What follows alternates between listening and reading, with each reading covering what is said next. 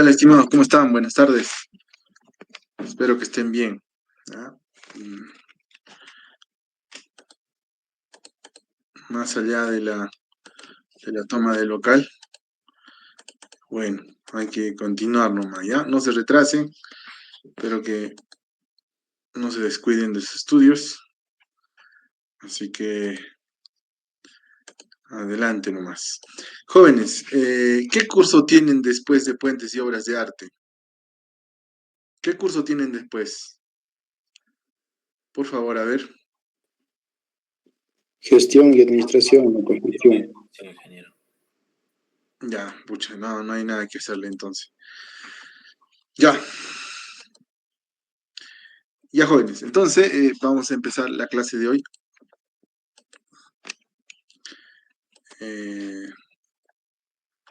Así que vamos a empezar.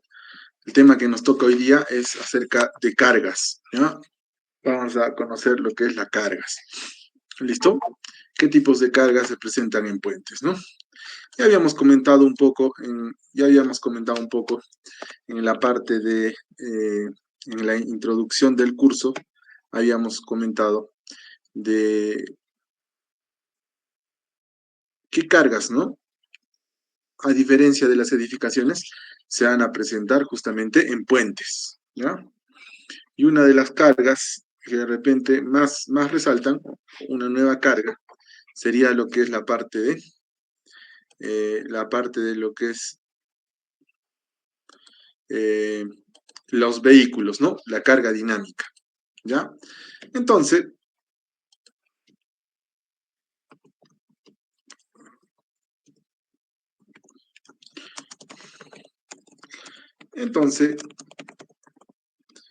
vamos a ir viendo cómo es que no solamente aparece este tipo de carga, ¿no? También podemos considerar efectos de fuerzas centrífugas, efecto de lo que es frenado, ¿no? Efecto de, ¿cómo se llama? Mm, Viento, frenado, fuerza centrífuga, entre otros, ¿no? Entre otros. Oh, por supuesto que está la carga dinámica. ¿Ya? Así que vamos a ir avanzando sobre cada uno de esos conceptos ahora en esta clase. ¿Listo?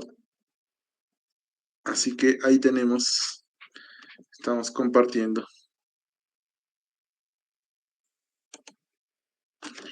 ¿Listo? El tema de cargas, ¿no? El tema de cargas. Ya, es diferente, digamos, a lo que normalmente estamos ¿no? Un ratito vamos a esperar entonces los compañeros mientras voy alistando acá la lista, ¿ya? A ver, tengo la lista.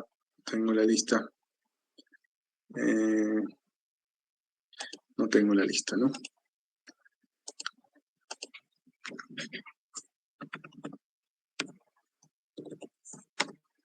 Listo.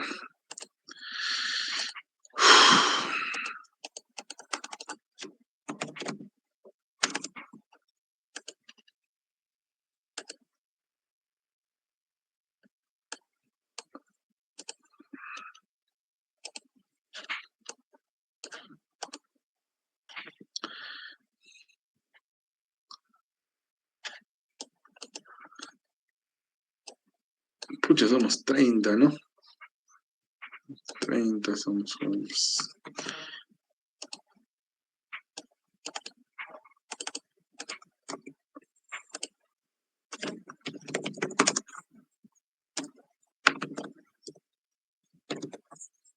Ya, listo. ¿Qué quiero ahora? Esto, ¿no?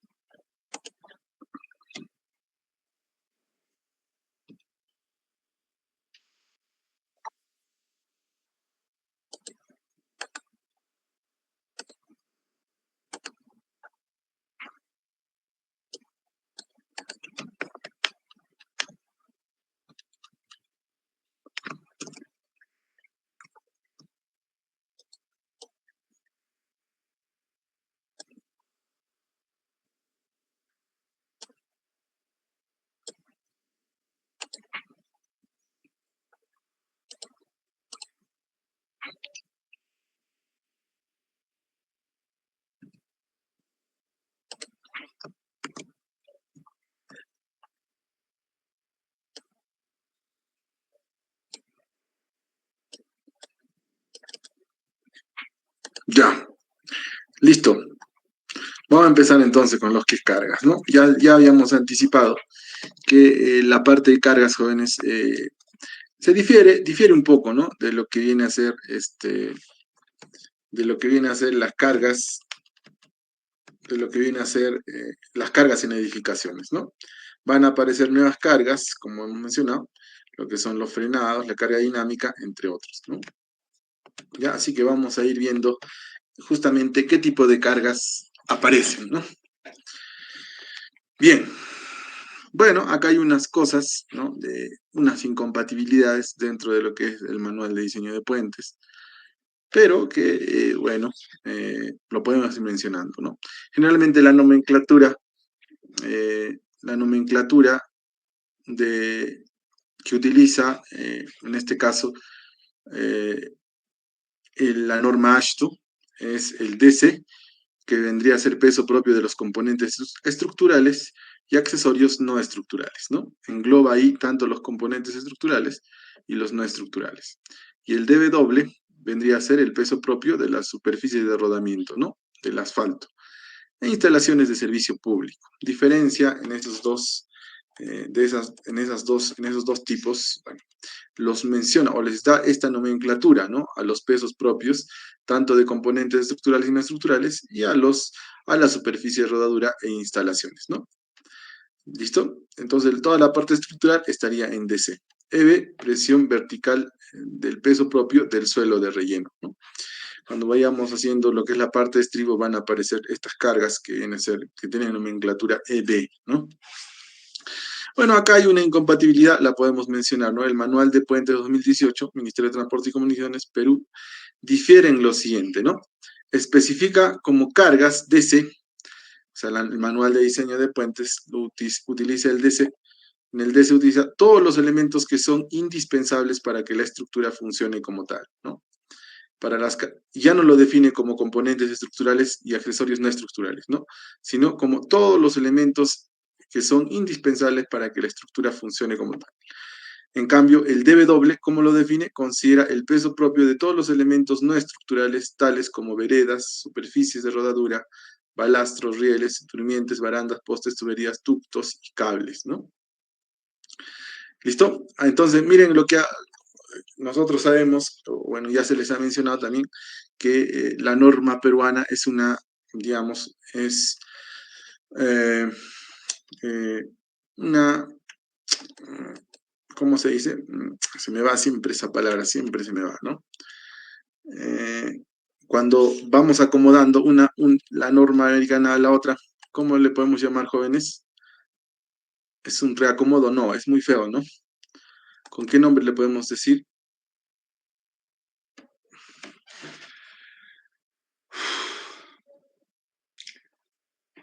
Ya. Está en la punta de la lengua, ¿no? No quiere salir. A ver.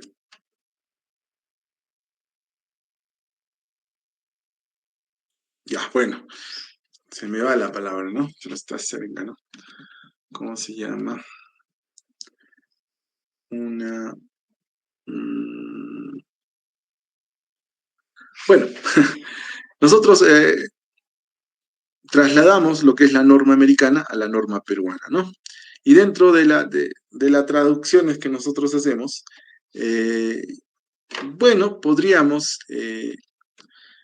generalmente, a veces puede cometerse errores de traducción, ¿ya? Se pueden cometer. O errores de interpretación también, ¿no? Recordemos que en las normas, generalmente a veces también se les dice códigos, ¿no? Entonces, se le dice códigos porque justamente no cualquiera puede interpretarlo, ¿no? Sino de repente especialistas en el campo, ¿ya? O en este caso los ingenieros civiles, ¿no? Interpretan los códigos de construcción, en este caso el código de los puentes. En ese sentido, entonces, cada uno va trasladando, se va haciendo la interpretación de la norma en el Perú y la forma en cómo lo interpreta la norma peruana o el manual de diseño de puentes es que el DC comprende todos los elementos que son indispensables para que la estructura funcione como tal, ¿no? ¿Qué entienden ustedes por esto, ¿no? Por este concepto.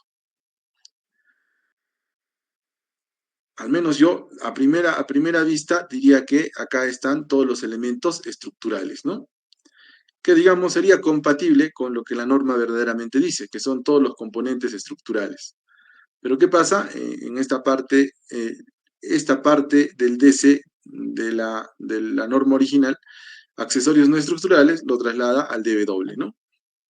Entonces el DW considera el peso de todos los elementos no estructurales, tales como veredas, superficies de rodadura, superficie de rodadura, que propiamente acá está en la superficie de rodadura, y las instalaciones, ¿no? Estaría veredas, sí, superficie de rodadura, balastro, rieles, durmientes, barandas, postes, tuberías, ductos y cables, ¿no?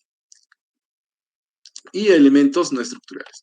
O sea, los accesorios no estructurales, según la norma peruana, lo pasa acá, ¿no? ¿Ya? Lo pasa ahí.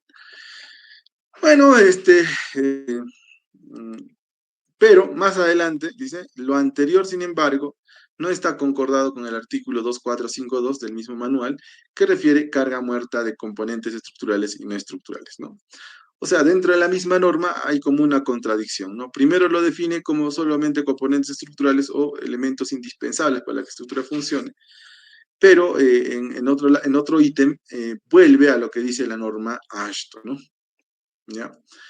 Y el DW es carga de la superficie dura y dispositivos auxiliares, ¿no? ¿Listo? O sea, prácticamente vuelve a la norma.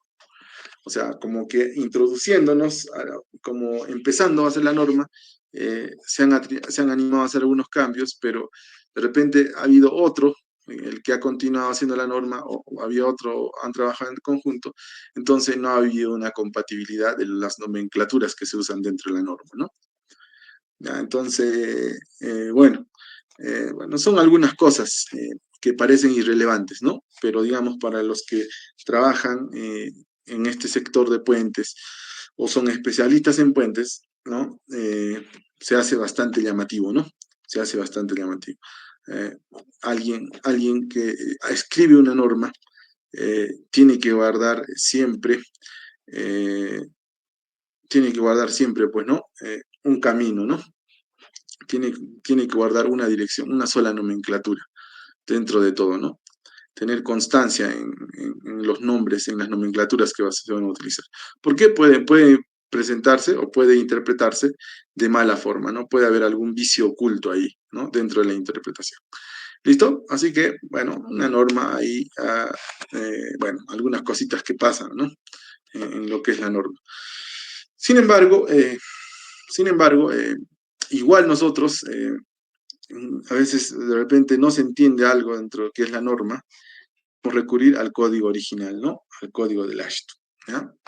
Bueno, aquellos que de repente han trabajado en la interpretación del ACI o del Ashton, y hay algunas cosas que no están tan claramente definidas, de repente van a comprender, digamos, lo que estamos explicando, ¿no?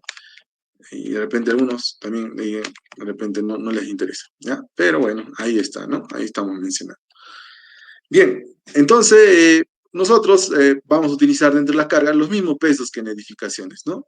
El mismo peso del acero, 7.850, el agua, fresquiza el agua, bueno, el agua es necesario para lo que es el suelo, ¿no? El empuje del suelo.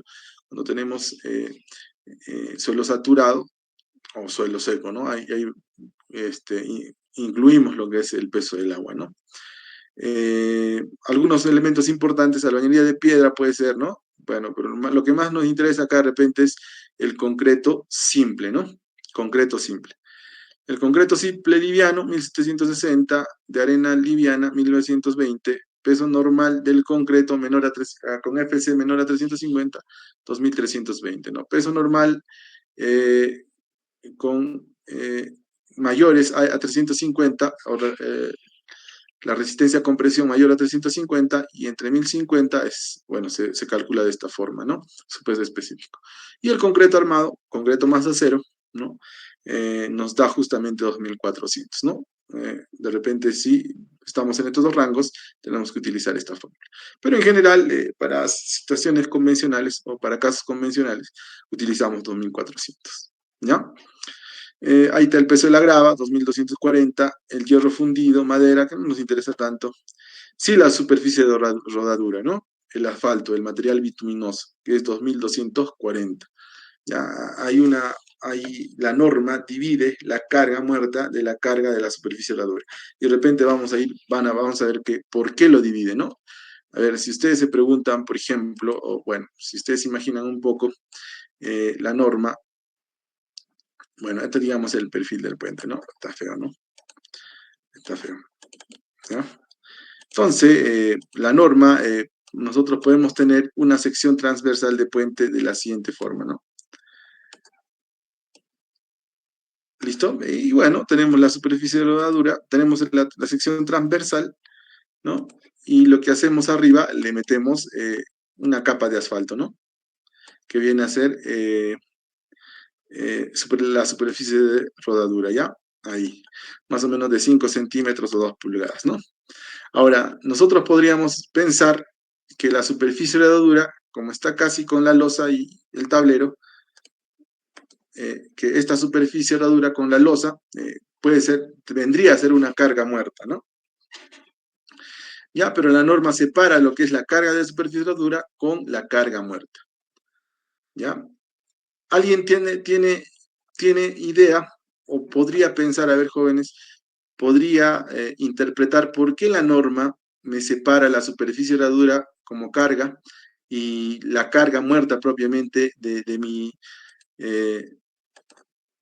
la carga muerta de mi sección transversal de puente? ¿Por qué la superficie de rodadura no vendría a ser una carga muerta? ¿Alguien me puede interpretar o tiene alguna idea tal vez de por qué se separa?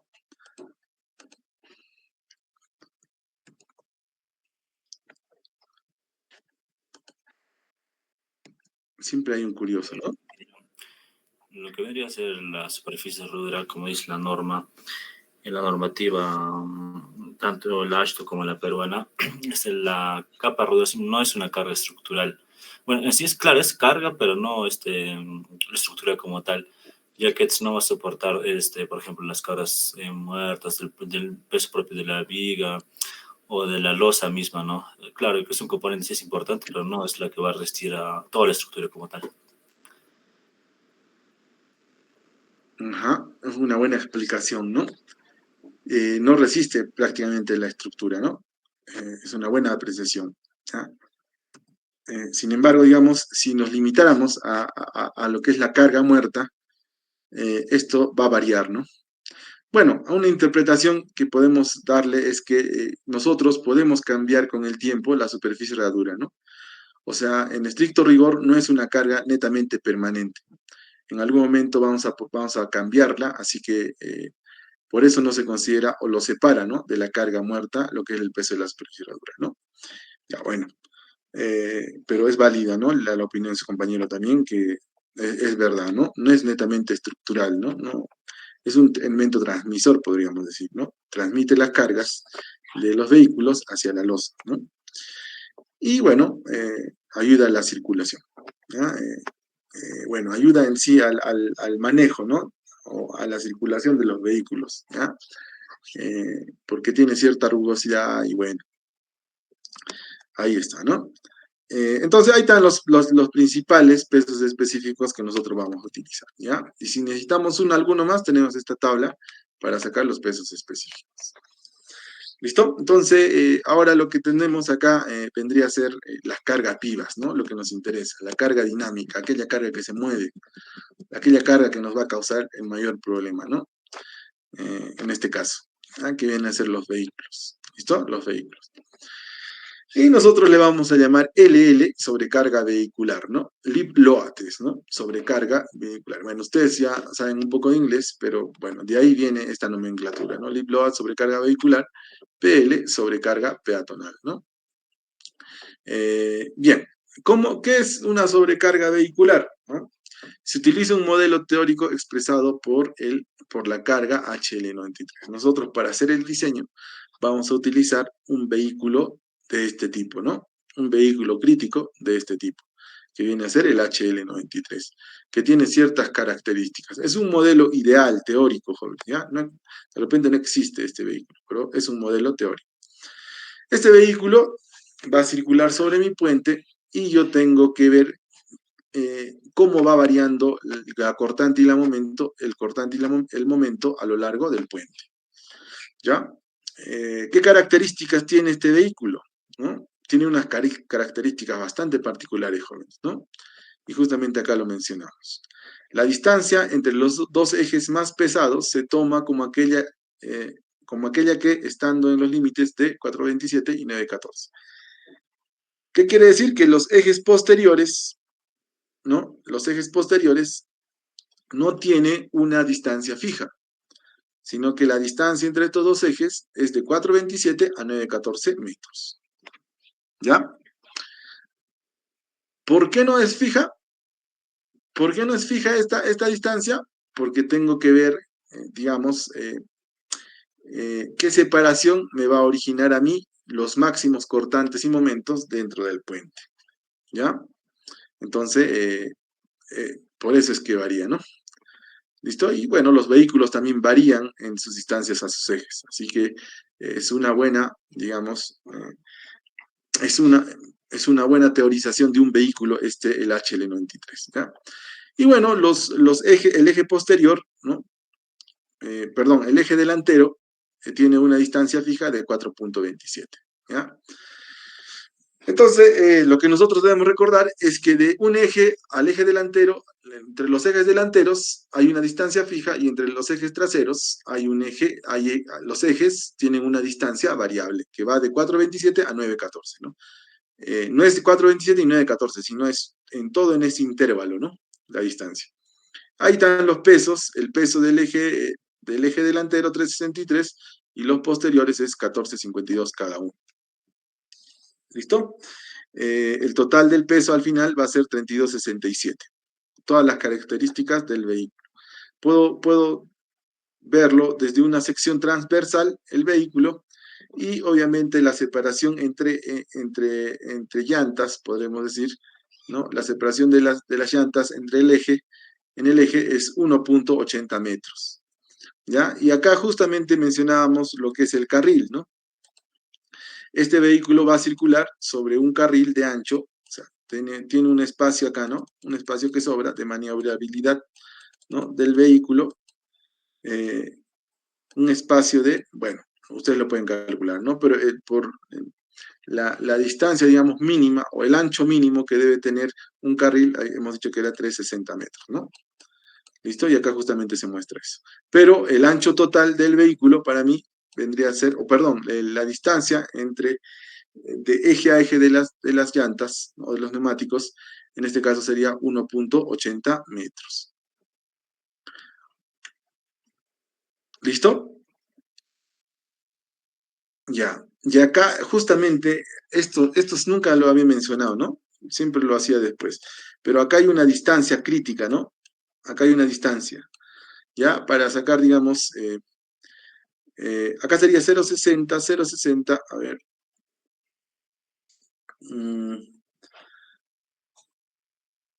Ya, yo debo ubicar acá, cuando coloque mi vehículo, en el puente, debo ubicarlo a 0.60 para que me genere las máximas solicitaciones o los máximos esfuerzos. ¿Ya? Por eso acá me dice 0.60 metros en general, ubicar desde el borde del puente acá, ¿no? Y 0.30 en vuelo de losa. Bueno, que eso todavía no lo vamos a ver, lo vamos a ver cuando hagamos el cálculo de coeficientes, ¿no? En general, ahorita solo estamos viendo las características del vehículo, y esas características son los pesos de los ejes, la distancia entre los ejes y el ancho del vehículo, ¿no? El ancho del vehículo, bueno, el carril de diseño. Lo demás, esto lo vamos a ver ya cuando estemos haciendo el análisis. ¿Listo? Ahí está el vehículo, entonces ustedes tienen que relacionarse con este HL93. ¿Ah? Tienen que grabárselo, ¿no? Porque es el vehículo que se utiliza para el diseño. ¿Ah? Y con el que vamos a trabajar todo el semestre. Todo el semestre van a ver a este vehículo, ¿no? Transitando sobre el puente que ustedes van a hacer. ¿Listo? Ahora, obviamente también, jóvenes, los tándems, ¿no? Estos vehículos pueden ir arrastrando un tándem, ¿no? Un tándem, ¿ya? Ahí. Así que, bueno, acá justamente está ese tándem. Y ese tándem tiene las siguientes características. Tiene igual, lo bueno del tándem, que es menos problemático, tiene una distancia fija entre ejes, ¿no? Tiene una distancia fija entre ejes y sus cargas también son fijas, ¿no? 1134, 1134. Y tiene el mismo ancho que el vehículo de diseño. El peso total es 2268 en comparación con el 3267 del vehículo grande. ¿Listo? O del vehículo HL93, ¿no? Prácticamente nosotros siempre vamos a comparar el vehículo con el tándem, ¿no? Es como si fuera otro vehículo esto, ¿ya? Aunque es obviamente hemos dicho que es lo que jala en este caso el vehículo, ¿no? Sin embargo, lo vamos a tratar como si fuera un vehículo propiamente esto, ¿no? ¿Ya? Ahí está el tándem y ahí está el vehículo de diseño. ¿Listo? ¿Alguna pregunta del vehículo de diseño, jóvenes? ¿Alguna pregunta? Ah, no hay preguntas. Ya, entonces, ya, eso sería, ¿no? Ya conocemos ¿cómo se llama? Ya conocemos el vehículo, el HL93 y conocemos el tándem. Ahora, falta una carguita, ¿no? Falta una carguita. Espérenme un ratito, ¿ya?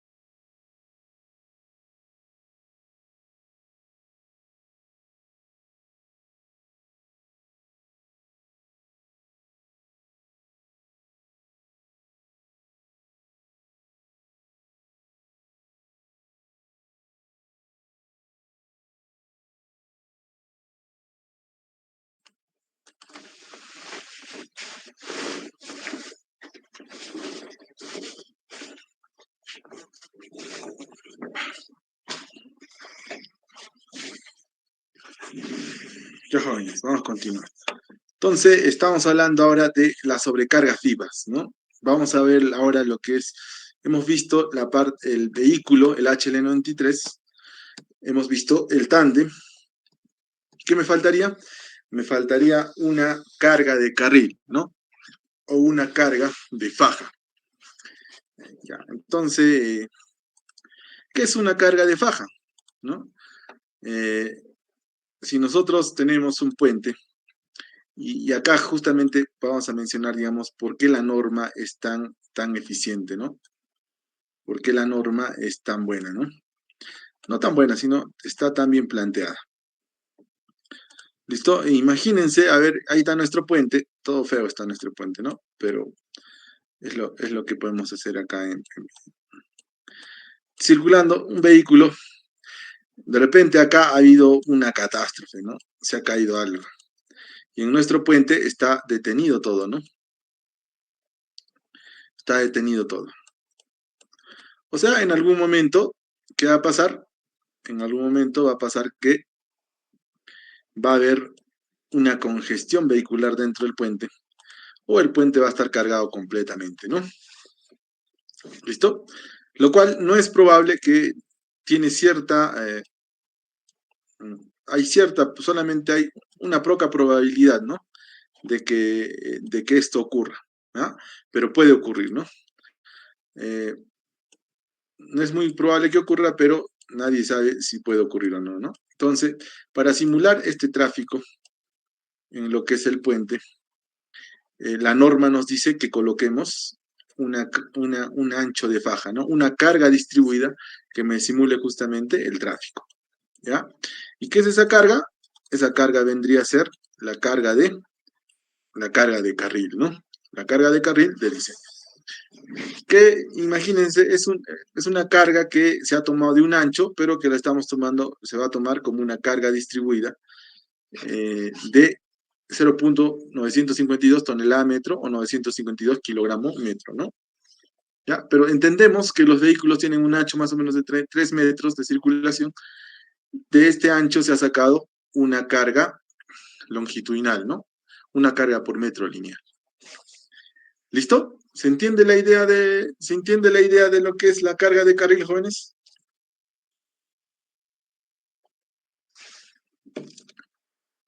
Yo creo que sí, ¿no? No está difícil. Bueno, nadie responde. ¿Ya? Está bien. Ya, entonces acá lo que nos dice, ¿no? Ahora, ¿cómo tomo yo la sobrecarga vehicular? La sobrecarga vehicular de diseño se considera como una combinación de camión de diseño o tándem de diseño más la carga de carga. ¿Qué quiere decir esto? ¿Qué quiere decir esto? Que cuando yo esté analizando mi puente, ¿no? Cuando yo esté analizando mi puente, para sacar la carga de diseño, puede ser el momento, la cortante, ¿no? De diseño, la carga viva de diseño por vehículo,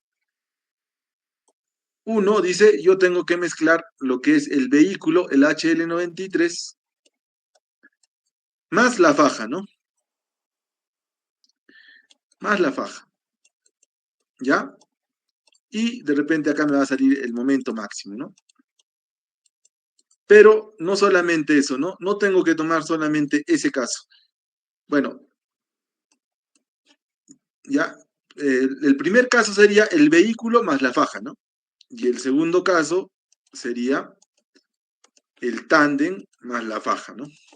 Cualquiera de los dos que me bote el máximo momento, o bueno, no solamente el momento, la máxima carga, entonces ese va a ser mi carga de diseño, ¿no?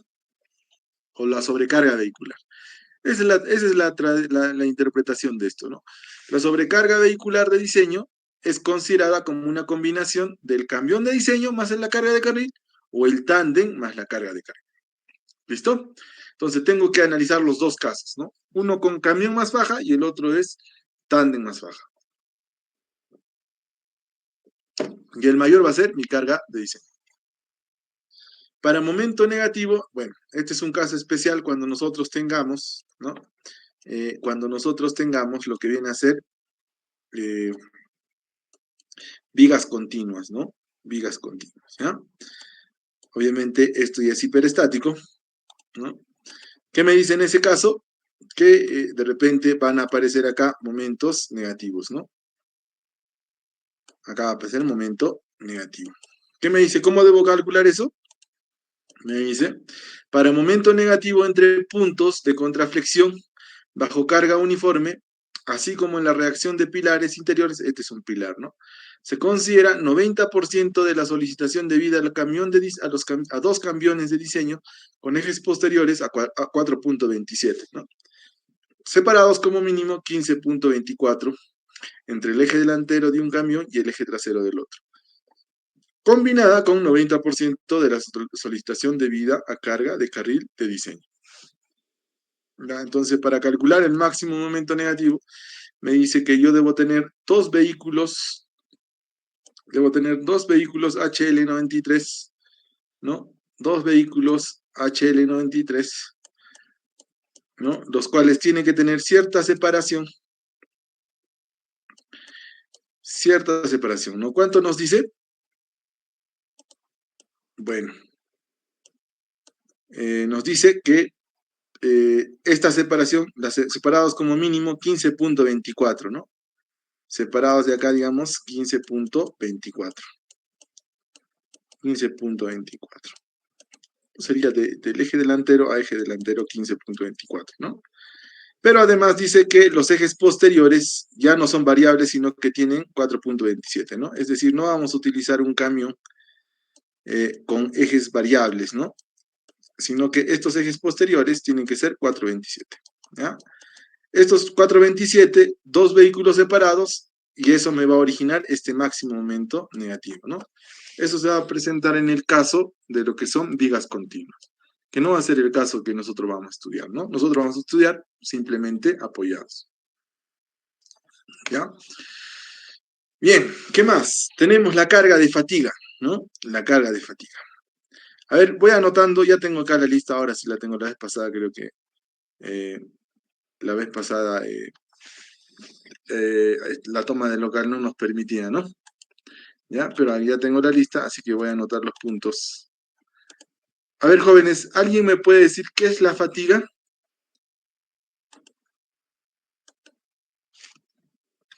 ¿Qué entienden por fatiga, jóvenes?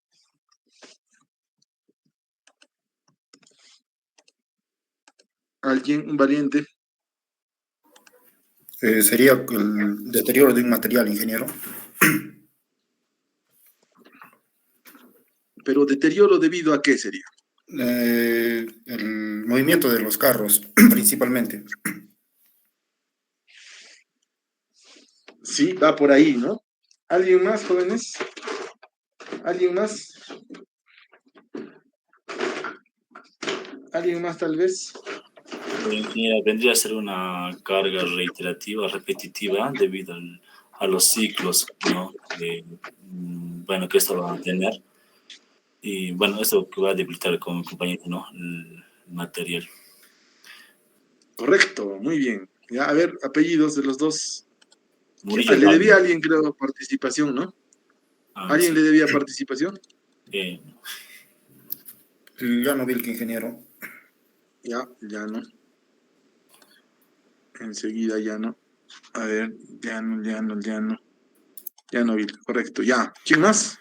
Murillo Dávila, ingeniero. Murillo. Sí, ingeniero. ¿Te debía a ti Murillo o estamos No, a no, mano? ¿Alguien le debía?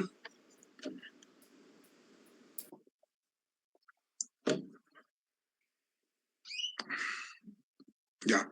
Entonces, correcto lo que dice su compañero, ¿no? A ver, espérenme, les voy a buscar. Espérenme un ratito.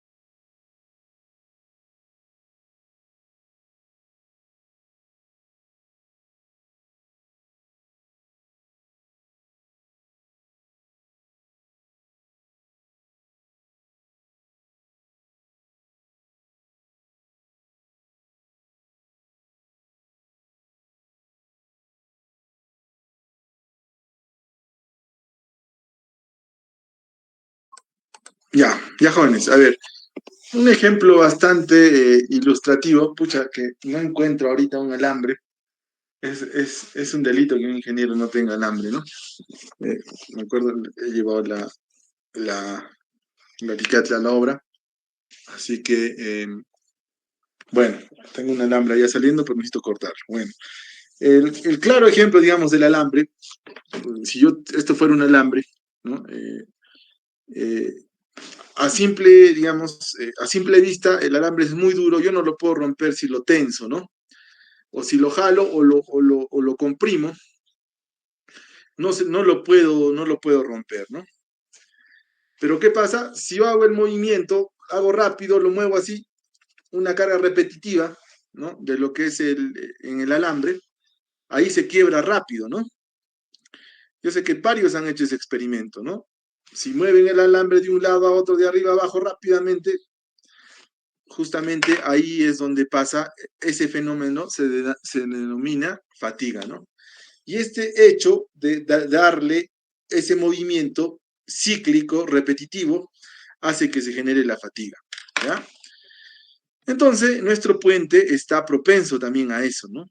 Nuestro puente está propenso a eso. ¿Por qué está propenso a eso? Porque ustedes pueden observar, ¿no?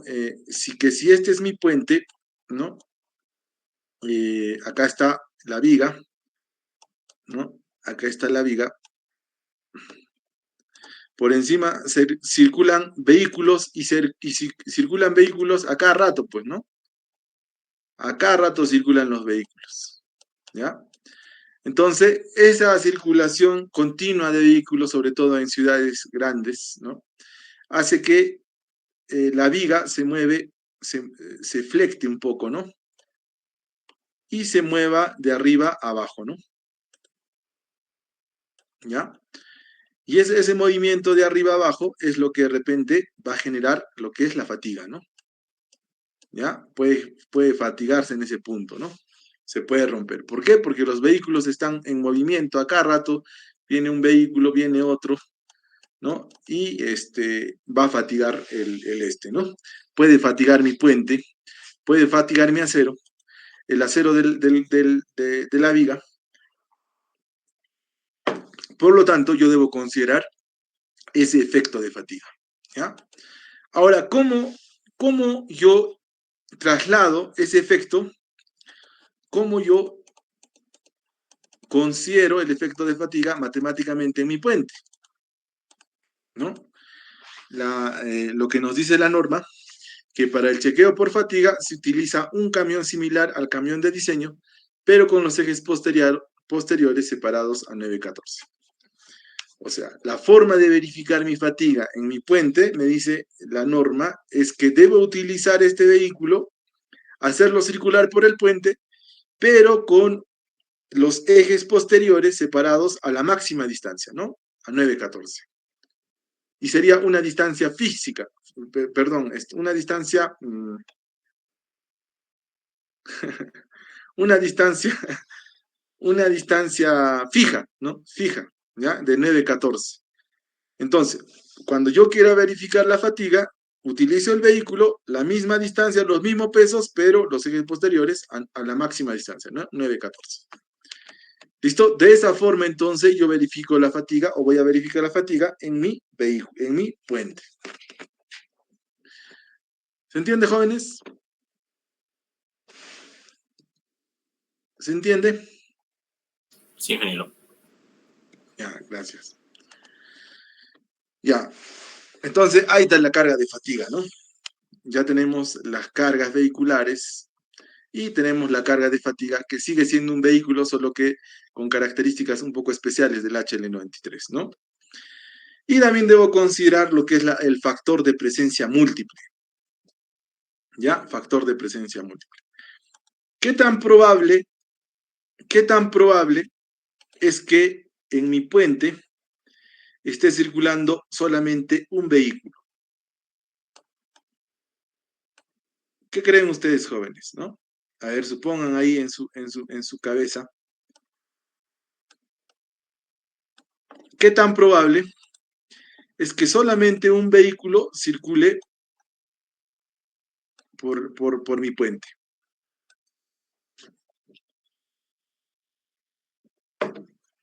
¿Ya? La verdad, es muy probable que solamente un vehículo circule por el puente. Solamente un vehículo esté circulando por el puente. Entonces, como es muy probable, este factor va a ser de 1.20. Ahora, ¿qué tan probable es que dos vehículos circulen paralelamente, ¿no? Paralelamente sobre mi puente. ¿Qué tan probable es? Obviamente no es tan probable, ¿ya? Entonces, digamos, sería un caso normal de pronto, ¿no? Bueno, no tan probable, pero un caso normal. Entonces, le multiplico, voy a tomar un factor de presencia múltiple de 1, ¿no? De 1. Ahora, ¿qué tan probable es que tres vehículos circulen al mismo tiempo, ¿no? Es mucho menos probable, ¿no? Por lo tanto, el factor va a ser de 0.85. ¿Ya? Obviamente es menos probable, ¿no? ¿Ya? Así que, bueno, estos factores dependen de la probabilidad de que varios vehículos circulen paralelamente, ¿no? O estén combinados, ¿no? Bueno, es lo que nos dice la teoría, ¿no? La solicitación extrema correspondiente a sobrecarga se determinará considerando las posibles combinaciones de carriles cargados. Posibles combinaciones, ¿no? Una sola, dos, tres, ¿no? Multiplicado por un factor presencia múltiple que condensa justamente esa combinación, ¿ya? Que uno solo circule, muy probable. Dos puede ser, ¿no? Lo normal. Tres ya es casi improbable y mayor a tres ya es mucho menos improbable, ¿no? ¿Listo? Eso con respecto al factor de presencia múltiple. Factor de presencia múltiple. Ahora, hay un incremento por carga dinámica, jóvenes, ¿no? Incremento por carga dinámica. Otra vez, acá, ¿no? Yo tengo mi puente. Yo tengo mi puente. ¿Qué pasa? ¿Qué pasa? Por acá está circulando obviamente mi vehículo, ¿no? Ahí está circulando mi vehículo. Ahora, yo les pregunto, ¿esta superficie por donde circula mi vehículo es totalmente lisa, totalmente, digamos, parejita, derechita? ¿O tendrá ciertos mogotes un poco imperceptibles, ¿no? Cierta rugosidad, ciertos mogotes, pero bueno, no tan pronunciados, pues, ¿no? Cierta ondulación, ¿no? Acá justamente lo he dibujado así con un mogotito, me ha salido casi sin intención, ¿no? Pero generalmente la superficie dura tiene este tipo, ¿no? Así tiene tipos mogotitos, rugosidades, ondas, que generalmente tiene ¿no? ¿Qué hacen estas ondas? Generan un golpeo, ¿no? Un golpeo sobre la superficie de rodadura. ¿Ya? Si magnificamos esto, a ver, para los que no lo ven, si magnificamos o exageramos así la superficie de rodadura, por ahí estaría circulando mi vehículo, ¿no? Mi llanta estaría circulando por ahí, ¿ya? Entonces, cuando esto pase a toda velocidad, en acá de repente va a haber un efecto de chancado, ¿no? Un efecto de chancado sobre ¿no? Entonces nosotros debemos considerar ese factor de incremento por carga dinámica, ¿ya? Los efectos estáticos del camión o tándem de diseño, a excepción de la fuerza centrífuga y de frenado, se deberán mayorar en los siguientes porcentajes, ¿no? Esto solo aplica para cargas dinámicas, ¿no? Este incremento por carga dinámica. Solo para las cargas dinámicas, ¿no? Vehículo, tanto para el tándem como para el vehículo de diseño, ¿ya? Porque generan justamente este incremento por carga dinámica. Para todos los estados límites, para las juntas de tablero, 75%, ¿no? Para todos los demás componentes, esto es para las juntas de tablero, o sea, generalmente no vamos a usar esto. Esto es lo que nos interesa, ¿no? Para todos los componentes estructurales, ya sean vigas, losa, nosotros tenemos que considerar un incremento de carga dinámica de 15% para estados límites de fatiga y fractura, y 33% para todos los demás estados límites. ¿Listo? Entonces debemos considerar ese incremento. Un ojito nos dice acá, un ojo. No se aplica a cargas peatonales ni a cargas de carril de diseño, ¿no? Tampoco cargas peatonales a los transeúntes y cargas al carril de diseño sería a la faja, ¿no? ¿Qué es el carril de diseño? Es la faja, ¿ya? No se aplica a esta porque es como si una carga de estación de tránsito, ¿no? Así que no es dinámica. Por eso les he dicho que solo se aplica al tándem y al vehículo, al HL93, ¿no? No se aplica a cargas peatonales ni a cargas de carril de diseño. Tampoco en muros de sostenimiento, cuando hagamos muros de sostenimiento, no solicitados por reacciones verticales de la superestructura ni a componentes de fundación que estén completamente por debajo del nivel del terreno. La parte de la cimentación, ¿ya? La parte de cimentación. Entonces hay que incrementar, ¿no? El método aproximado del AASHTO prácticamente lo hace todo estático, ¿no? Por eso hace un incremento de la carga dinámica. Considera un incremento por la carga dinámica, por este efecto de golpeteo, ¿no? ¿Ya? Si tienen preguntas, me levantan la mano los jóvenes, ¿ya? Rápido se pasa el tiempo, jóvenes, ¿no? Pucha. Ya. Y finalmente tenemos sobrecargas peatonales, pues, ¿no? Sobrecargas peatonales, ¿ya? Las sobrecargas peatonales. Obviamente tenemos un puente de este tipo, ¿no? Acá está mi baranda. Y habíamos dicho que este puente puede tener acá, podría tener su vereda, y acá de repente la barrera, ¿no? La barrera, ¿no? La barrera, ¿listo? Y bueno, acá están los carriles, ¿no? Por acá circulan mis vehículos, ¿ya? Ahí está. Entonces, yo debo considerar, dice, en esta parte de las veredas o de la circulación peatonal, debo considerar una carga distribuida, ¿no? Debo considerar una carga distribuida. ¿Qué tipo de carga distribuida? Es justamente la que nos dice la norma, ¿no? ¿Cuánto debo considerar en las veredas? Los puentes peatonales se diseñan para una carga peatonal de 440 kilogramos por metro cuadrado, ¿no? Y se aplica el incremento por carga, y no se aplica el incremento por carga dinámica. A pesar que los transeúntes se mueven por la vereda, ¿no? Nosotros los peatones somos una carga dinámica, nos dice que no incluyamos el efecto de carga dinámica. ¿Por qué? Porque nuestro peso, a comparación de un vehículo, es mucho menor, ¿no? No somos nada, ¿no? Al costado de un vehículo, ¿ya? Entonces, por eso dice que no incrementa. Pero sí nos dice cuánto de carga debo considerar en las veredas o en el carril, ¿cómo se dice? En el carril peatonal, pues, ¿no? En la vereda, ¿ya? 440 kilogramos por metro cuadrado es lo que debo considerar, ¿no? Cuando no se impide el ingreso vehicular por medios físicos, los puentes peatonales se diseñan también para un vehículo de mantenimiento H5.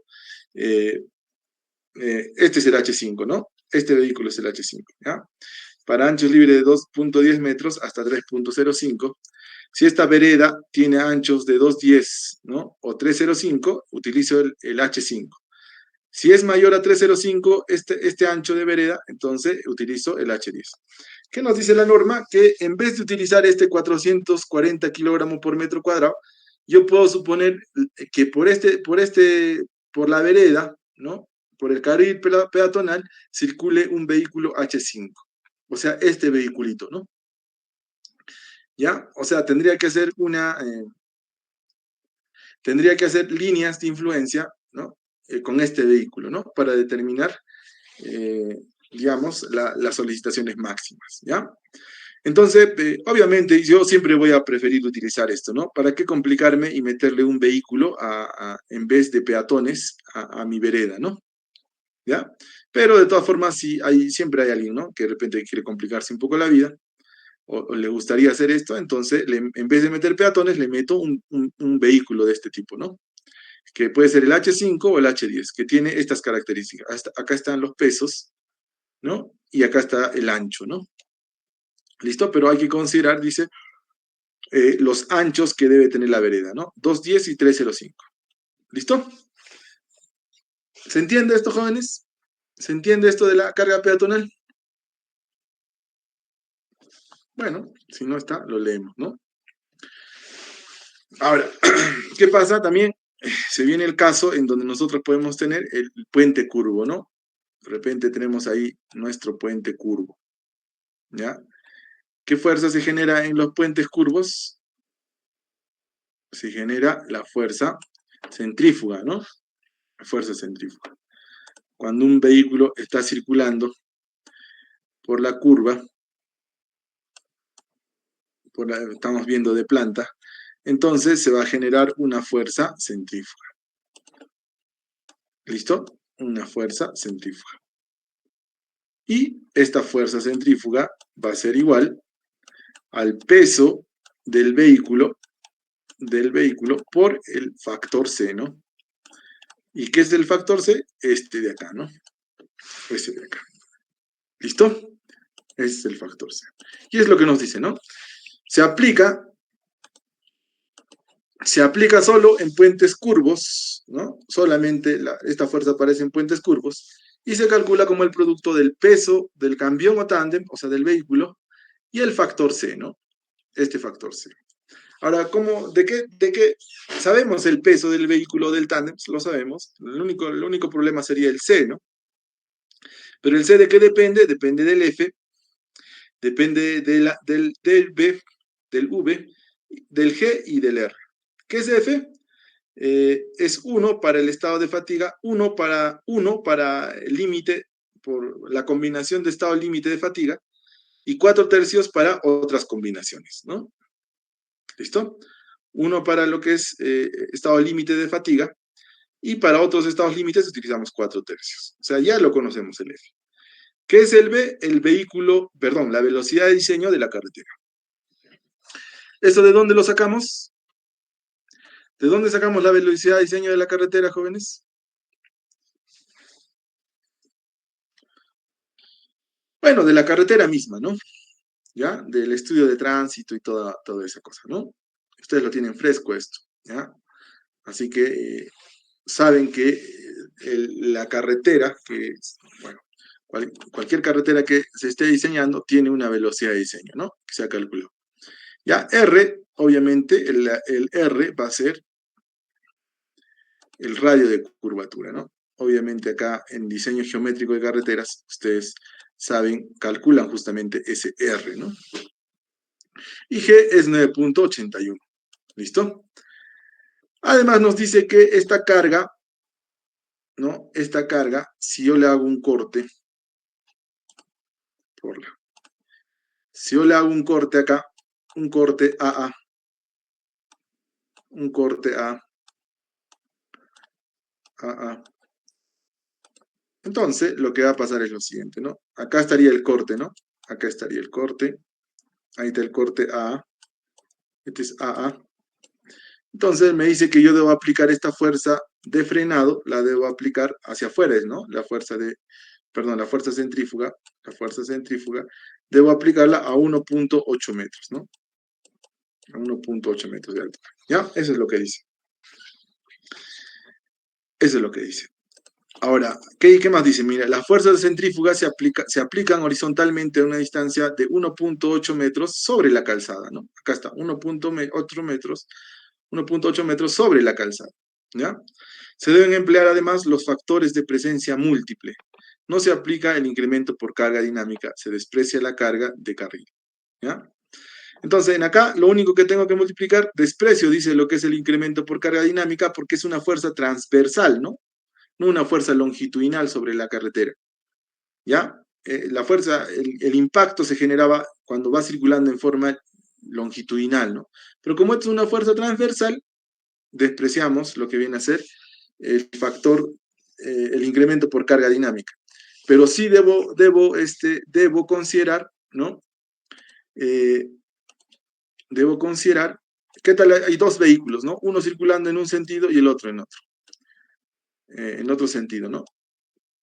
Entonces, debo considerar, dice, el factor de presencia múltiple, ¿no? ¿Cuántos vehículos están circulando? En base a eso, si son dos, por ejemplo, a ver, alguien que ha estado atento, si son dos vehículos que están circulando, ¿cuánto sería mi factor de presencia múltiple? No. ¿Quién estaba Sería atento? un ingeniero. Pucha, ya, un empate hay ahí, jóvenes, ¿ah? Y a ver, ¿quiénes son? Murillo David. ¿Calapuja?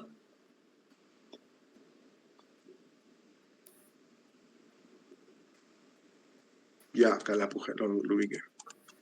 Están atentos, jóvenes. Me alegra, jóvenes, ¿ya? Entonces, por eso nos dice, se deben emplear además los factores de presencia múltiple. No se aplica el incremento por carga dinámica porque es para longitud, se desprecia la carga, la carga de carril, ¿no? O sea, esto netamente es para vehículos, ¿no? La carga de carril, que es una carga estacionaria, prácticamente no tiene pues efecto ¿no? De centrifugado. ¿Listo? Porque es una carga estacionaria, habíamos dicho, ¿no? Queda, ¿no? Queda. Y finalmente tenemos la fuerza de frenado. Acá hay una particularidad, jóvenes, ¿ah? Se van a dar cuenta. Miren, si acá está en una dirección uno y en otra en dirección otro, pero hay dos paralelamente, entonces se aplica el factor de presencia múltiple, ¿ya? Y acá hay un pequeño truco en la parte de frenado, ¿no? La fuerza de frenado se toma como el mayor valor de estos dos, ¿no? De estas dos combinaciones. Hay dos combinaciones, yo voy a tomar, hago las combinaciones y tomo la mayor. ¿Listo? ¿Cuál es la primera combinación? 25% de los pesos por eje del camión o tándem de diseño, ¿no? Puede ser el 25, puede ser el 25% del peso del W del HL93 o optativamente el 25% del tándem, ¿no? Del tándem, ¿ya? Cualquiera de los dos, ¿no? 25% de los pesos por eje del camión o tándem, cualquiera de los dos, el que sea mayor. Y acá, obviamente, esto siempre va a ser mayor, ¿no? ¿Ya? Bueno. Y 5% del camión o tándem de diseño más la carga de carril. ¿Listo? Miren, o sea, lo que nos dice acá es el 5% del peso del HL93 más la carga de carril, ¿no? Más el PW del carril. O puede ser el 5% del tándem más la carga de carril, ¿no? Cualquiera de los dos. Tomo el mayor. Allá.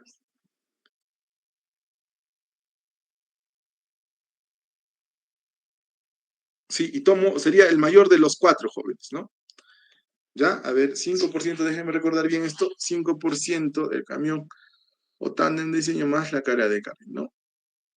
Sí, hay que hacer las cuatro comparaciones, ¿no? Hay que hacer las cuatro comparaciones. Y de esa, tomar el mayor. ¿Listo? Tengo este caso, y comparo y saco el máximo de cualquiera de esa combinación y me sale lo que viene a ser la fuerza de frenado. ¿Listo? Es fácil calcular la fuerza de frenado, ¿ya? El problema viene acá. Dice, la fuerza de frenado se debe ubicar en todos los carriles de diseño que se consideren cargados y que transporten tráfico en la misma dirección. ¿Ya? La fuerza de frenado se debe ubicar en todos los carriles de diseño que se consideren cargados y que transporten tráfico en la misma dirección. Se emplean los factores de presencia múltiple, ¿no? No se aplica el incremento por carga dinámica, se asumirá que esta esta fuerza actúan horizontalmente a una distancia 1.8 metros sobre la superficie de la calzada, ¿no? ¿Ya? Entonces, ¿qué es la fuerza de frenado? La fuerza de frenado se produce cuando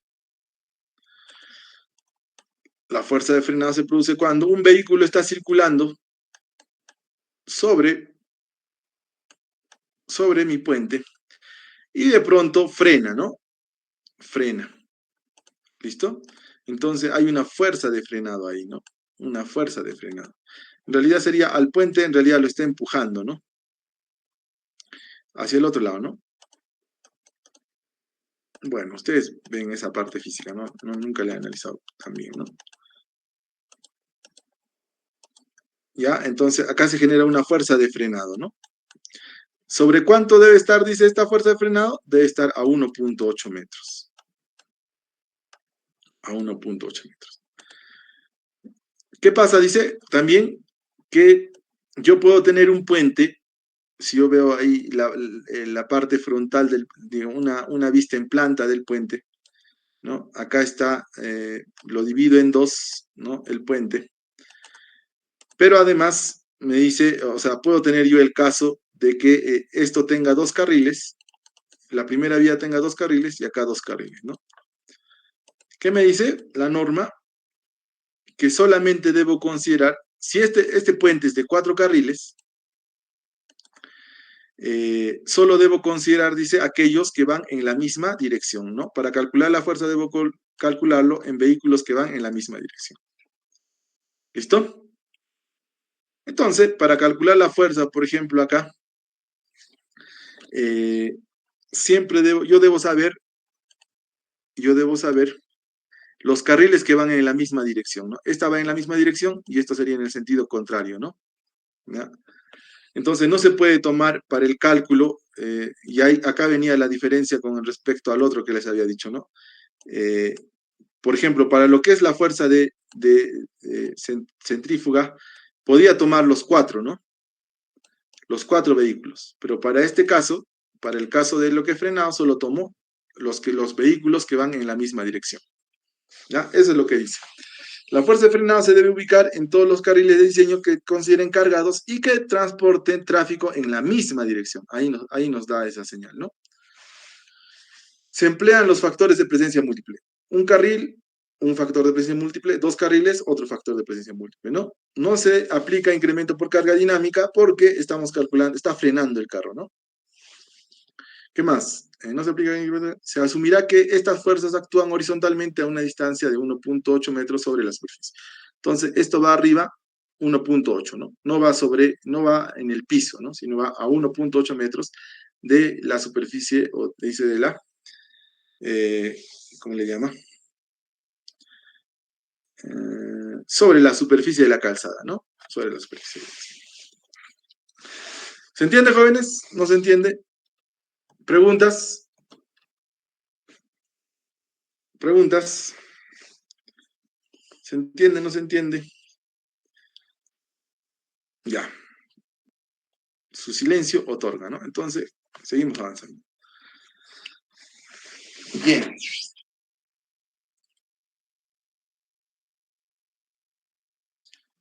Ya me cansé yo, jóvenes, ¿ah? Me he cansado. Ya. Bueno. Al menos en clases interactuamos un poco más, ¿no? No se puede acá un poco. Bien. Entonces, unos 10 minutos más, jóvenes, y vamos a concluir la clase, ¿ya? Vamos a concluir la clase. Entonces, acá también nos da las cargas, la sobrecarga sobre veredas, nos dice que sea 366 kilogramos sobre metro cuadrado, ¿no? ¿Listo? Así nos dice, ¿no? Acá hay una pequeña diferencia, ¿no? Si se dan cuenta. Antes nos decía que es 440, y ahora nos dicen 366, ¿ya? Se lo dejo tarea para que ustedes averigüen por qué pasa eso, ¿no? Bien, fuerza sobre sardineles, ¿no? Nos dice que debe ser una fuerza sobre el sardinel, ¿no? De 760 kilogramos por metro lineal, ¿no? O sea, si acá dibujo mi sardinel, ¿no? Ahí está mi sardinel, hago un corte ahí, pues, ¿no? Acá está mi sardinel, ustedes ya se ubican, ¿no? De repente acá está mi baranda, ¿no? Puede que haya una baranda ahí. Bueno, ahí. Acá está el sardinel, ¿no? Lo que me dice es que yo debo aplicar una carga. Debo aplicar una carga horizontal sobre el sardinel. Porque, bueno, hemos visto que el sardinel también está propenso a las cargas, ¿no? Al impacto. ¿No? Entonces, ¿cuánto debe ser esta carga distribuida? Ahí nos dice, ¿no? ¿Cuánto debe ser esa carga distribuida? ¿Cuánto debe ser? Dice que debe ser 760 kilogramos por metro. ¿Listo? Por metro lineal. Aplicada en el tope, ¿no? Ahí está el tope del sardinel de elevación de 0,25 metros sobre el tablero del sardinel, ¿no? ¿Ya? Así debo aplicar la carga sobre el sardinel. Y tengo las fuerzas sobre las barandas, ¿ya? Obviamente también, jóvenes, esta baranda está propensa a las fuerzas, ¿no? ¿Ya? Acá de repente están circulando personas, ¿no? De repente, siempre, ¿no? De repente hay los vehículos mismos a veces pueden despistarse, ¿no? Acá sobre la vereda, o los mismos transeúntes se pueden colgar o se pueden sentar sobre ellos. Está propenso, ¿no? Digamos, a las cargas, ¿ya? Entonces, lo que me dice es que yo debo hacer el diseño de las barandas, ¿no? ¿Con qué fuerzas? Acá nos dice, las fuerzas para hacer el diseño de barandas se toman de la tabla que vamos a ver en la siguiente diapositiva, ¿no? Se aplica el estado límite de evento extremo para el diseño. No es necesario aplicar las cargas transversales y longitudinales simultáneamente con las cargas verticales. ¿Ya? Entonces, puede ser una combinación de la transversal con la vertical o la longitudinal con la vertical. ¿Ya? Acá están justamente las fuerzas, ¿no? Mira, la fuerza transversal, la longitudinal, la vertical descendente, estas LL son son longitudes, ¿no? Longitud transversal, longitud longitudinal, digamos, longitud vertical, el HE y la mínima, ¿no? Estas son longitudes y estas son las fuerzas, ¿ya? ¿De qué depende? ¿De qué depende la fuerza? Esta fuerza, ¿de qué depende? Acá están las fuerzas, ¿no? Ahí están los valores de la fuerza. Depende de la importancia de la carretera, ¿no? ¿Ya? Si una carretera de repente es una categoría 1, categoría 2, categoría 3, ustedes saben la división de las carreteras, ¿no? Dependiendo de qué nivel de importancia tiene, lo podemos clasificar en TL1, TL2, TL3, TL4, y simplemente, digamos, nuestra carretera es TL3, voy al TL3 y selecciono las fuerzas, ¿no? La fuerza transversal, la fuerza longitudinal y la fuerza vertical, así como todas las longitudes de la baranda, ¿ya? Acá está, ¿no? Por ejemplo, acá está la fuerza vertical, digamos, estuviéramos en el caso del TL3, ¿no? Del TL3. ¿Ya? Del TL3.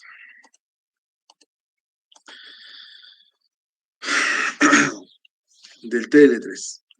Entonces, ¿cuál sería? Miren, la fuerza transversal sería 240.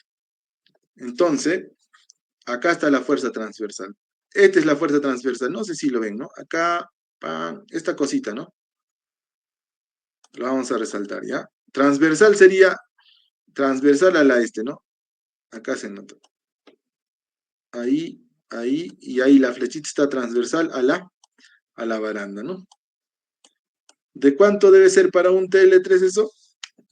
Debe ser 240, ¿no? ¿Ya? La longitudinal, la fuerza longitudinal, ¿dónde está la fuerza longitudinal? Claramente eso sí se ve, ¿no? Vendría a ser esto de acá, ¿no? El FL, ¿ya? La flechita longitudinal, ¿no? En la misma dirección longitudinal de la baranda, ¿ya? Este sería el FL, ¿ya? ¿Qué más? Entonces, este sería el FL, ¿no? ¿Qué más? Y la vertical descendente, ¿no? La vertical descendente sería esta de acá, ¿no? Y sería esta ya, propiamente. Esta sí se nota, ¿no? ¿Ya? Entonces, con eso hacemos nuestro diseño, jóvenes. ¿Listo? Con estas fuerzas hacemos. Ahora, las longitudes, este LT, LL, ¿dónde se aplica? Esta altura, ¿no? Esta altura HE, esta altura H, estas longitudes transversales están justamente acá, ¿no? Todo lo que son las medidas, a qué altura se debe aplicar, en qué longitud se debe aplicar, serían estas de acá, ¿no? Esta sería la longitud transversal, longitudinal, el HE y la mínima altura de riel, ¿no? Entonces, a partir de esta tabla, sí obtengo mis fuerzas y puedo hacer el análisis y diseño de mi baranda. ¿Listo? Así sería, ¿no? ¿Alguna pregunta? Están muy calladitos, jóvenes, ¿ah? Aunque no, han participado, van a disculpar, ¿no? Están... Bien. Ya, entonces, a ver, ¿qué más tenemos acá? Y acá tenemos la fuerza de viento, ¿no? Que la vamos a terminar en la siguiente clase. Ya les había mencionado. Solo nos falta la de viento, ¿ya? La terminamos, ¿ya? La terminamos. Bien, la norma, como les había anticipado también, la norma ha actualizado lo que es el cálculo de la fuerza de viento. Acá considera, ¿no?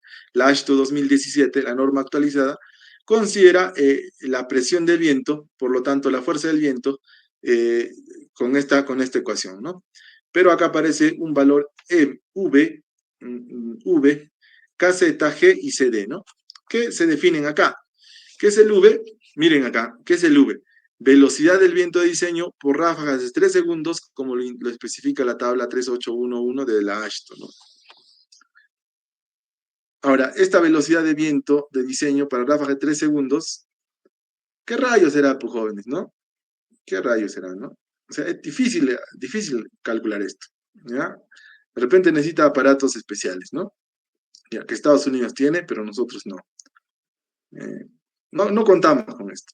Por eso la norma no actualizada en 2017, ¿no? Ahora, ¿qué es el KZ? Coeficiente de presión y de exposición y elevación, ¿no? O sea, esto también, ¿qué será, pues, no? Coeficiente de expresión y de exposición y elevación. Tampoco de repente se nos hace fácil calcular eso. ¿Qué es el G? Factor de efecto de ráfaga determinado usando una estructura específica de estudio o como lo especifica la tabla, ¿no? O sea, tenemos que hacer de repente un modelo sobre túneles de viento, ¿no? Pruebas a escala de nuestro puente. Pucha, es imposible, ¿no?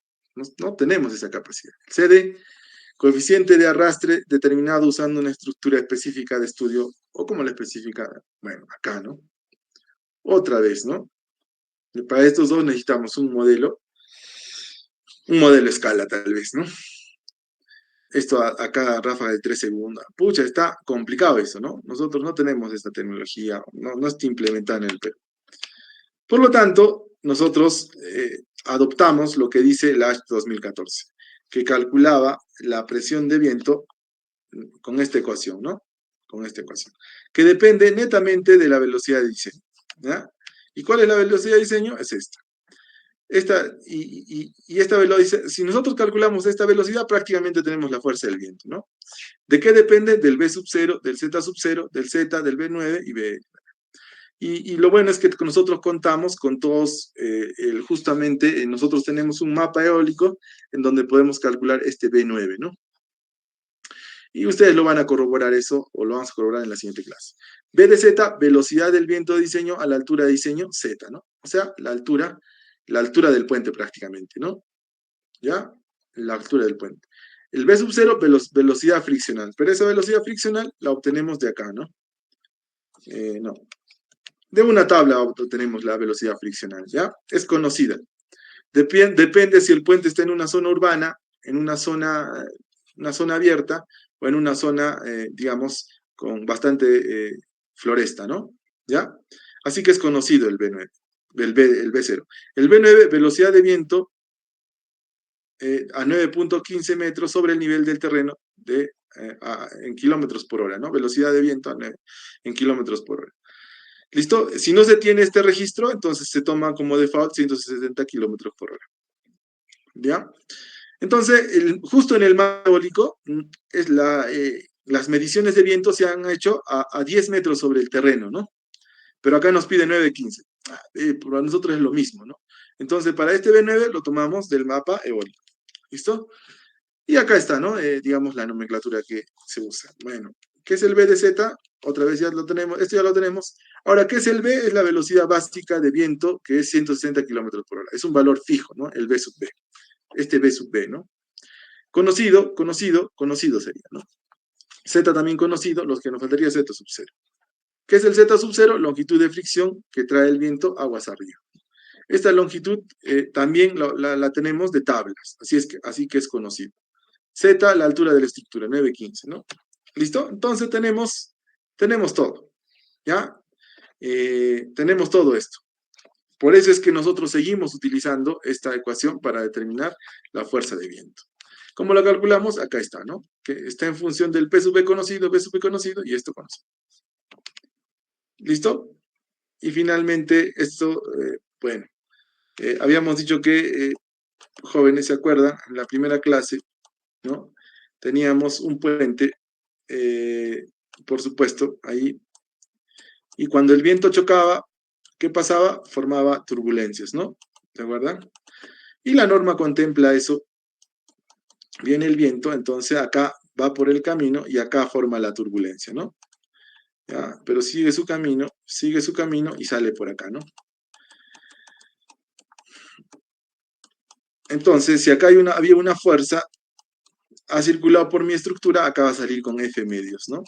Con F medios. Pero acá en la zona de turbulencia se va a aplicar una fuerza ascendente que nos dice que debe ser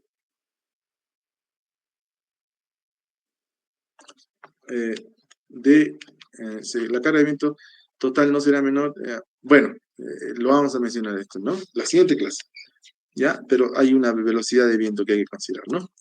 La carga de viento total no deberá tomar menor que 449 en el plano de un Córdoba-Barlovento y 224 a Sotavento, ¿no? Y se deberá tomar menor de 440 kilogramos sobre metro en componentes de viga cajo, ¿ya? Entonces, acá hay una carga, creo que es 100 kilogramos por metro cuadrado, pero lo vamos a aclarar eso en la siguiente clase. ¿Ya? 100 kilogramos por metro, que va a lo largo de la longitud del puente, ¿no? ¿Listo? Eso con respecto al viento. ¿Ya? Es fácil calcular el viento. ¿Ya? Vamos a hacer un ejemplo de cálculo de estas fuerzas, algo práctico, la siguiente clase. Pero por hoy nos vamos a quedar ahí. ¿Alguna pregunta, jóvenes? ¿Alguna pregunta?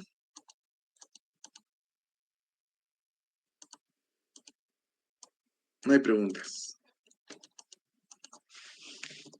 La clase ha estado brillante, todo se ha entendido, ¿sí? O no han entendido nada. Preguntas, a ver, ¿quién quiere participar? Participen, joder, no sean tímidos, ¿no? Ingeniero, una consulta. Sí, dime. Eso de la fuerza de frenado y la fuerza centrífuga, cuando Sí, se idealizan en la viga al momento de calcular, digamos, las reacciones o los elementos mecánicos, se idealizan como momentos porque están a cierta altura, pues de 1.8. sí, yo lo puedo pasar como un momento, ¿no? Sería mejor hacerlo como un momento. Excelente, muy buen aporte. Excelente. ¿Ya? La cuestión es que no se pierda, ¿no? El sentido, ¿ya? Que no se pierda el sentido. Hay un efecto de torsión ahí también, ¿no? No solamente una fuerza horizontal. Por eso nos dice que lo apliquemos a 1,80, ¿no? ¿Quién ha participado? Le va a poner ahí su punto. ¿Quién es? Quispe Cayate, ingeniero. Quispe Cayata. Gracias, Quispe Cayata. Muy bien. Ya, las idealizaciones yo lo puedo interpretar, jóvenes, pero no tiene que perder, o sea, ¿qué es una idealización? Un modelo es la interpretación de algo físico a algo matemático, ¿no? ¿Ya? La cuestión lo pueden hacer de diferente forma, pero no debe perder el sentido, ¿no? O sea, el comportamiento real de la estructura. Quispe Cayata. Sí, sí, ingeniero. Ya, excelente. ¿Alguien más?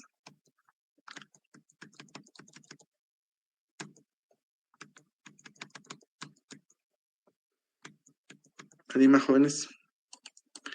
Ya, mientras se animan, vamos a llamar listo, ¿ya?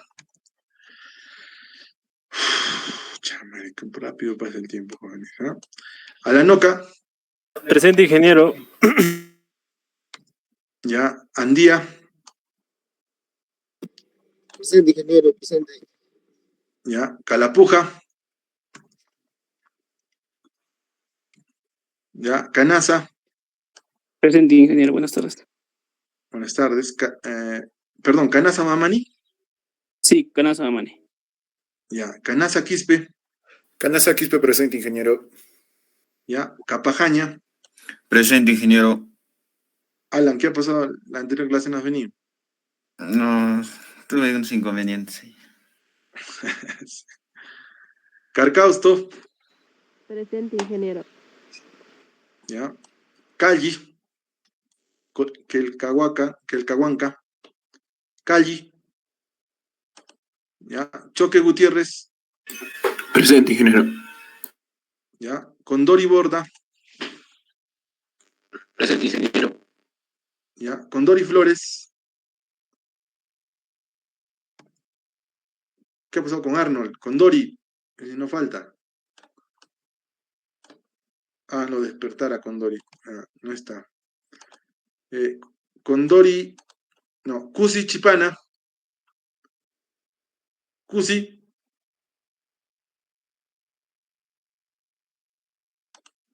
Anco Javier. Anco. Presente, ingeniero. Ya. Hinchuña. Presente, ingeniero. Ya. Laura. Presente, ingeniero. Ya. ¿Qué ha pasado? Está durmiendo Laura. Llano Vilca. Presente, ingeniero. Ya. Machaca Vilca. Presente, ingeniero. Buenas tardes. Buenas tardes. Maldonado. Sí está, ¿no? Maldonado. Presente, ingeniero. Ya. Mamani Huanca. Presente, ingeniero. Ya. Mamani Marcani. Presente, ingeniero, buenas tardes. Buenas tardes. Murillo Dávila. Presente, ingeniero. Ya. Foco Yucra. Presente, ingeniero. Ya. Quispe Alata. Quispe Alata. Quispe Cayata. Presente, ingeniero. ¿Qué ha pasado con tu socio, Quispe Cayata? No sé, Ya. Ramos Cabrera. Presente, ingeniero. Buenas tardes. Buenas tardes. Salazar Perca. Presente, ingeniero, buenas tardes. Buenas tardes. Sarmiento. Presente, ingeniero, buenas tardes. Buenas tardes. Silio Machaca. Presente, ingeniero, buenas tardes. Buenas tardes. Tarapa. Presente, ingeniero. Tarapa, ¿qué está pasando contigo? No estás viniendo ni a programación. Programación, estoy arreglando mi cruce, ingeniero, estoy retirándome de otro curso. Ya. Listo. Sí, Ya. ingeniero. ¿Alguien me ha olvidado, jóvenes? ¿Alguien me ha olvidado? Ya, bueno. Ingeniero, Si no hay- disculpe. Sí. Sí. ¿Qué ha pasado? ¿Te has dormido? No, ingeniero, estaba ahí arreglando las cosas. ¿Qué estabas arreglando? No, después de los servicios, ingeniero. ¿Qué Ah, esas excusas, jóvenes, ¿ah? Mi No baño, hacen reír. Hacen reír, jóvenes. Bueno, jóvenes, nos vemos. Buen fin de semana, que les vaya bien, nos vemos. Saludos, ingeniero. Hasta luego, ingeniero.